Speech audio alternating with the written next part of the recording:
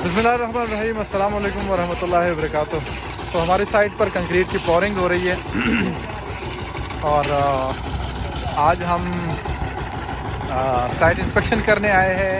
Being a site engineer आपको किन चीज़ों का ख्याल रखना चाहिए जब भी कंक्रीट पोरिंग हो रही होती है, वो मैं आज आपको बताऊंगा। सबसे पहली ज़रूरी चीज़, जहाँ पर भी हमारे स्ट्रक्चर्स बनते हैं उनके अंदर कंक्रीट का यूज़ तो होता ही है।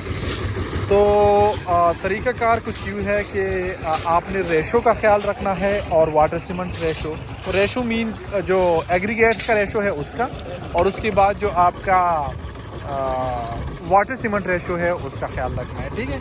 अच्छा, एग्रीगेट का ख्याल किस तरह से रखना है? हमारे पास जो रेशो है यहाँ पर हम यूज़ कर रहे हैं 1:4, यानी कि 1:2:4, जिसमें 1 सीमेंट, 2 सैंड और 4 एग्रीगेट्स है। ठीक है। तो ये आपको दिख रहा होगा, यहाँ पर हम अभी सीमेंट डाल रहे हैं और उसके बाद सैंड क्या जो ट्राली है वो जा रही है। अच्छा, ये बेसिकली 1:2:2 है। इसका मतलब ये है कि एक बैग सीमेंट का, ठीक है, 2 बैग्स जो है वो सैंड के, 2 बैग्स जो है ये जो हम इसको आधी डाउन बोलते हैं, और ये बेसिकली 0.5 इंचज़ डिवाइडेड बाई 2 आप समझे इसको, यानी कि ये आधी इंच से भी छोटे का जो क्रश है ये 2 बैग्स होते हैं, और 2 बैग्स जो है ये 0.5 इंचज़ के होते हैं। ठीक है। तो 1:4 का मतलब ये है कि 1 बैग आप सीमेंट, 2 बैग्स ऑफ सैंड और 4 बैग्स आप एग्रीगेट्स। लेकिन एग्रीगेट्स में भी फिर 2 क्लासेस है, एक है 0.5 इंचज़ से नीचे साइज़ का और एक है 0.5 इंचज़ का।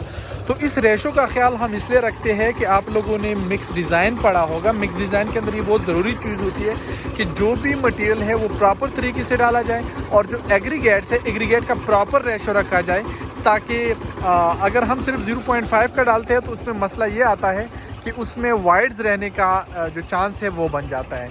और अगर आप सिर्फ ये 0.5 इंच से नीचे साइज़ का डालते हैं तो इसमें सफाई तो आ जाती है, लेकिन स्ट्रेंथ जो है वो नहीं आता जो 0.5 इंचज़ का होता है। इस वजह से आप लोगों को सैंड के साथ 2 बैग्स जो है 0.5 इंच से नीचे साइज़ के, और 2 बैग जो है वो 0.5 इंचज़ के डालने होते हैं। तो इस तरह से आपका प्रॉपर मिक्स बन जाता है।